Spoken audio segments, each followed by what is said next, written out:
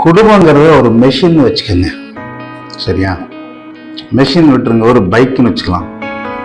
அதில் ஒரு 2 சக்கரம், ஒரு என்ஜினு, ஒரு ஹேண்டில் பார்னு ஒரு உறுப்புகள் இருக்கியா, அந்த மாதிரி தான் குடும்பத்தினுடைய அங்கங்கள். அந்தந்த அங்கங்கள் அந்தந்த வேலையை செய்யணும். அப்போ தான் அந்த மெஷின் அல்லது அந்த ஒரு மோட்டார் வாகனம் ஒழுங்காக இயங்கும். ஸோ ஹேண்டில் பார் இருக்க வேண்டிய இடத்துல சக்கரத்தை கொண்டு வச்சா இயங்குமா?